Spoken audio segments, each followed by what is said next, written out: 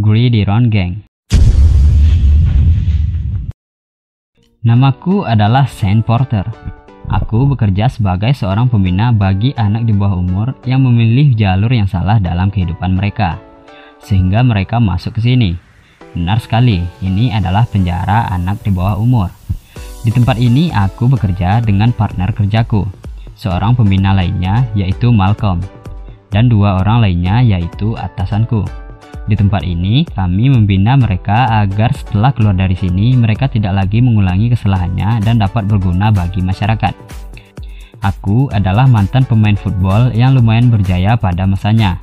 Namun pada hari ini disinilah aku membimbing anak-anak ini agar mereka tidak kembali memilih langkah yang salah untuk hidup mereka selanjutnya. Dan aku sangatlah mencintai pekerjaanku ini.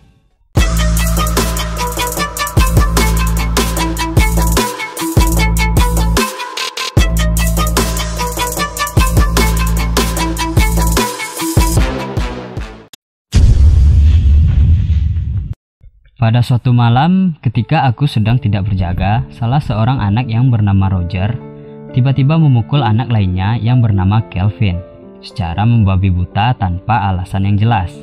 Beruntung, ia langsung dipisahkan oleh Malcolm dan dikurung ke dalam ruangan isolasi. Aku yang baru tiba dan mendengar hal itu langsung memasuki ruangan Roger. Di sana ia sedang tertidur lelap. Dengan gulungan kertas tebal yang kupegangi di tangan kananku, aku langsung memukuli Roger. Ternyata Roger kesal terhadap Kelvin karena ia telah menghina kelompoknya. Inilah skandal persaingan antar geng yang terjadi di daerah ini yang menyebabkan meningkatnya tingkat kejahatan. Aku pun menasihati Roger supaya balas dendam antar geng yang entah apa penyebabnya itu dapat berakhir di sini. Namun seperti kebanyakan anak muda zaman sekarang, Roger hanya mendongkol kepadaku. Anak seumuran Roger harus dapat mengatur hidupnya, jika tidak ia hanya akan menjadi korban dari aksi balas dendam antar geng ini. Ketika keadaan tenang, aku mengajaknya untuk membagi beban yang ia tanggung kepadaku. Namun rupanya kemarahannya belum hilang, dan aku pun meninggalkannya. Beberapa hari kemudian, setelah bebasnya Roger, aku diberitahu oleh Malcolm bahwa Roger telah tewas di jalanan karena aktivitas geng yang telah ia lakukan. Ia ditabrak oleh anggota geng musuhnya menggunakan mobil dan ia pun tewas ketika akan dilarikan ke rumah sakit. Dari sini aku mulai berpikir, aku harus melakukan sesuatu untuk membangun karakter yang bagus untuk anak-anak ini. Karena sistem yang selama ini aku jalani sangatlah tidak efektif. Tidak ada perubahan yang terjadi pada mereka sehingga mereka melakukan kesalahan yang sama untuk kedua kalinya, yang berakhir pada kehancuran bagi mereka sendiri. Ketika berjalan pulang ke rumah, pada malam itu aku berhenti di suatu tempat. Saat melihat pertandingan football, aku pun berpikir, mungkin inilah jawabannya. Pengisi ruang kosong yang dapat membangun karakter anak-anak yang salah memilih jalan hidup mereka. Maka setidaknya aku harus mengusahakannya. Keesokan harinya, aku langsung mengajukan ideku ini kepada atasanku. Pada awalnya mereka menolak. Namun setelah aku memberikan mereka pengertian, akhirnya mereka memberikan aku kesempatan untuk mencobanya. Setelah mendapatkan izin tersebut, malam harinya aku langsung mendata mereka untuk membentuk timku. Ada Perez yang masuk penjara karena pengeroyokan, Bates karena kasus pencurian, Leon yang merupakan bekas pengedar ganja. Tapi seseorang mengajukan diri, ia adalah Junior dengan kasus pembunuhan. Namun aku menolaknya karena ia sangat tidak disiplin dan selalu memulai perkelahian dengan yang lainnya. Owens dengan kasus perampokan, ada Evans, Matlock yang menolak kebebasannya karena situasi wilayahnya yang masih kacau. Dan Willie Withers, seorang tahanan baru yang masuk penjara karena membunuh ayah tirinya dengan senjata api. Dan ternyata Willie adalah sepupu Roger yang telah tewas seperti yang dijelaskan sebelumnya. Ia sempat menolak ajakanku, namun aku memaksanya agar ia tidak bernasib sama dengan sepupunya yang telah meninggal. Esoknya kami mulai mencarikan jadwal pertandingan untuk mereka. Aku pergi ditemani oleh Malcolm. 1, 2, 3 tempat yang telah kami kunjungi menolak timku untuk bertanding dengan mereka. Aku tidak menyalahkannya. Mereka takut akan terjadi masalah ketika menerima kami untuk bertanding, karena seluruh anggota tim kami adalah pelaku kriminal. Hingga sampai pada tempat keempat. Pelatihnya adalah seseorang yang cukup religius. Pertama, ia sempat menolak kami. Setelah Malcolm membacakan beberapa potong terjemahan padanya, ia mulai mencoba mengusahakannya, dan akhirnya kami mendapatkan jadwal untuk 1 musim pertandingan. Kini latihan untuk mereka pun dimulai. Sebelum melatih mereka, aku memberikan sedikit kata pengantar untuk menyemangati mereka agar mereka semua dapat kompak sebagai satu keluarga dan menghilangkan semua perbedaan yang telah lama tertanam dalam benak mereka sebelum berada di sini. Untuk tahap awal, aku mengajarkan teknik dasar dalam permainan football pada mereka.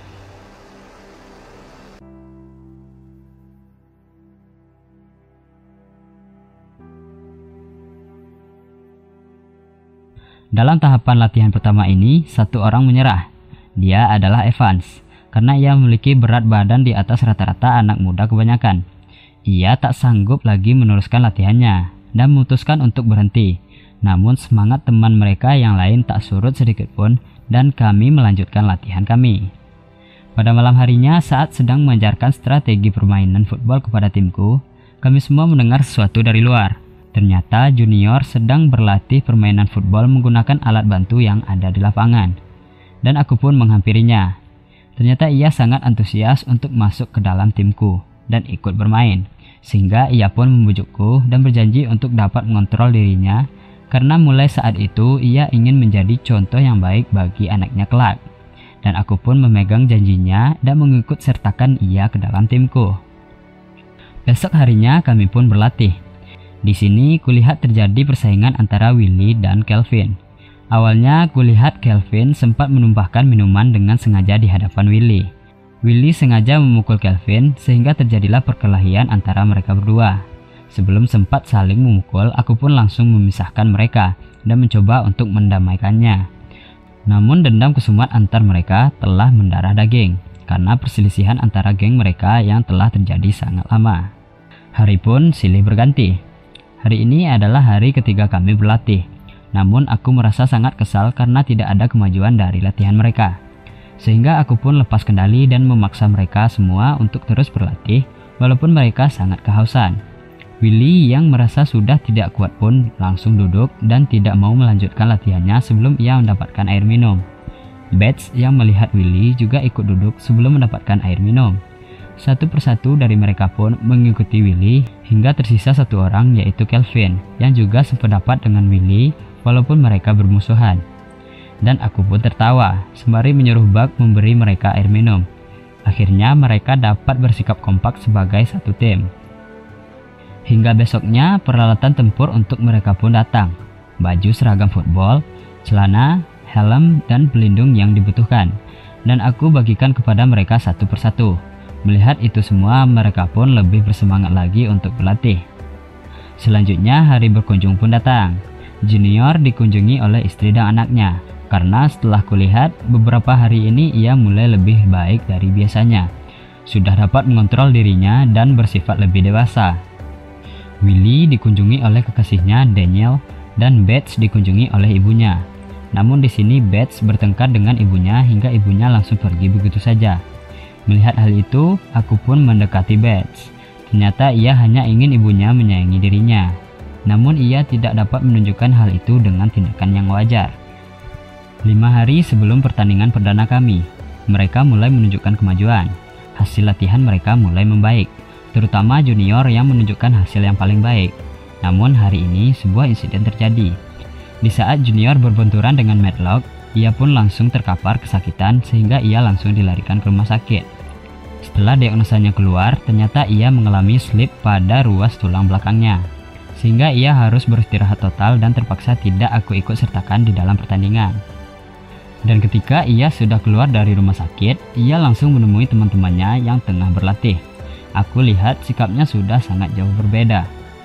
Ia terlihat lebih dewasa dibanding hari-hari sebelumnya. Ia pun menyemangati teman-temannya untuk pertandingan yang akan mereka hadapi walaupun ia tidak ikut serta, namun ia akan berada di sana untuk memberi semangat pada teman-temannya. Akhirnya hari yang dinantikan pun datang.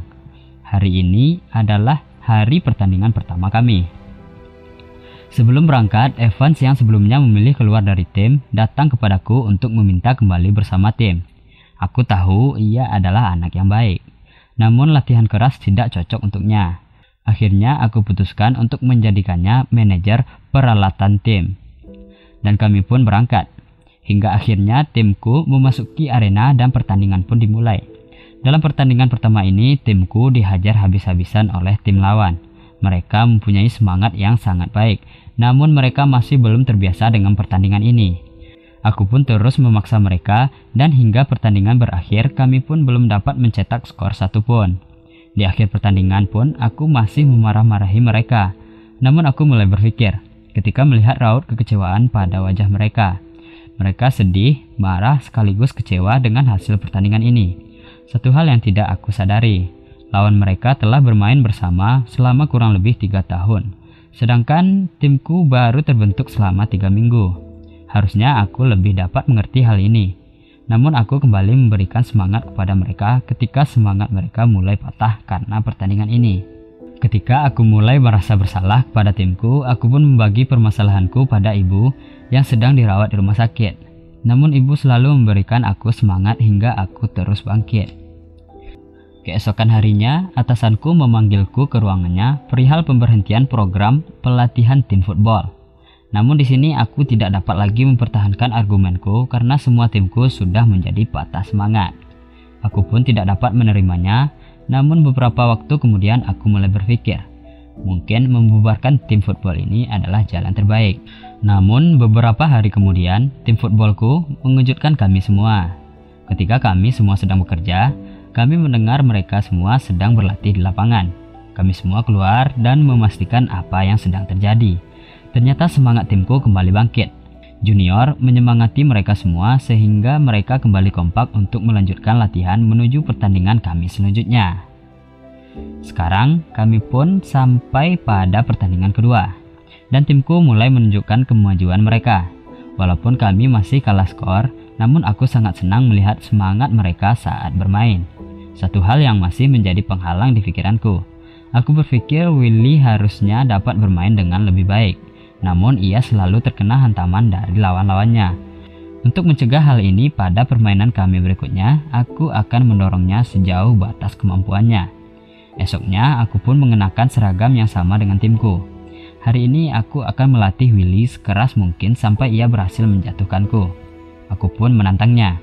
Apabila dia dapat membuat aku terjatuh, maka ia akan mendapat hormatku. Dan ia pun mulai berlari untuk menerjang. Namun usaha pertamanya gagal. Dan ia terjatuh. Lalu ia pun kembali bangkit dan melakukan hal yang sama terus-menerus. Selama itu ia masih belum dapat menjatuhkanku. Ia harus percaya diri akan kemampuannya, hingga sampai pada akhirnya aku pun dapat terpental karena dorongannya. Mulai saat itu ia mendapatkan hormat dariku sekaligus dari teman-temannya. Pertandingan selanjutnya timku bermain sangat baik. 1 poin terakhir dan kami akan memenangkan pertandingan ini. Di sini aku sangat bangga pada mereka, terutama Kelvin yang sebelumnya bermusuhan dengan Willy, memberikan perlindungan terbaiknya kepada Willy hingga ia touchdown dan menghasilkan poin terakhir bagi kami yang menjadikan kami meraih kemenangan. Kami semua bergembira. Kulihat Kelvin dan Willy saling berjabat tangan, menunjukkan persahabatan mereka. Sebuah kisah haru yang mereka lakukan padaku. Mereka semua memberikan sebuah hadiah berupa karangan bunga untuk ibuku yang hampir meninggal. Sungguh ini membuat aku menangis. Akhirnya pertandingan demi pertandingan pun kami lewati dengan meraih kemenangan. Hingga sampai pada suatu saat kami mendapatkan masalah.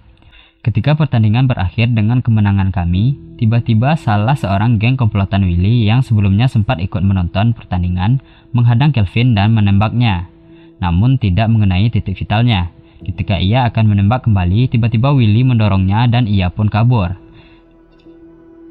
Tiba-tiba polisi datang dan menembak si pelaku, sehingga akhirnya ia tewas di tempat. Dan Kelvin langsung dilarikan ke rumah sakit. Dan untungnya nyawanya dapat tertolong. Karena insiden tersebut, timku dicoret dari daftar dan tidak diperbolehkan lagi untuk bertanding. Namun aku sudah berjanji untuk memberikan kemenangan pada anak-anak ini. Akhirnya aku memperjuangkan kembali timku pada pihak panitia. Setelah kami berunding beberapa lama, akhirnya tim kami dapat kembali bermain, namun dengan catatan, pertandingan harus dilakukan dengan pengamanan polisi. Dan sampailah akhirnya pada pertandingan kami selanjutnya. Lawan kami adalah tim yang sama saat pertama kali bertanding yang telah mengalahkan kami secara telak. Namun pada pertandingan ini kami dapat menyamai kemampuan mereka. Willy yang sebelumnya selalu terintimidasi saat pertama kali bertanding dahulu, sekarang mulai melakukan perlawanan. Alhasil di ujung pertandingan kami pun berhasil mengalahkan skor mereka. Setelah menang dari sana, kami bermain di pertandingan championship dan kami kalah dengan skor yang berbeda tipis dalam pertandingan tersebut. Namun kami bermain sangat baik. Tak ada yang memanggil kami pecundang. Sejak saat itu anak-anak dibebaskan. 24 orang kembali bersekolah. 3 orang mendapatkan pekerjaan dan hanya 5 orang yang kembali ke penjara. Itu jauh lebih baik daripada rata-rata kegagalan 75% seperti masa-masa sebelumnya. Setelah dibebaskan, Junior bekerja di perusahaan furnitur. Calvin Owens sembuh dari luka tembaknya dan kembali bersekolah. Perez dan Matlock kembali ke geng lama mereka dan sekarang kembali masuk ke dalam penjara anak-anak. Bates kembali ke sekolahnya dan tinggal bersama ibunya. Leon Hayes berhenti menjadi pengendar ganja dan juga kembali bersekolah. Buck terbunuh karena tertembak. Willie Withers mendapatkan beasiswa penuh untuk bermain football di sebuah sekolah ternama. Sekolah yang jauh dari kehidupan gengnya dahulu. Itulah kisahku yang akhirnya dapat mengubah jalan hidup mereka menjadi lebih baik. Dan inilah aku. Orang-orang mengenalku dengan nama Shane Porter.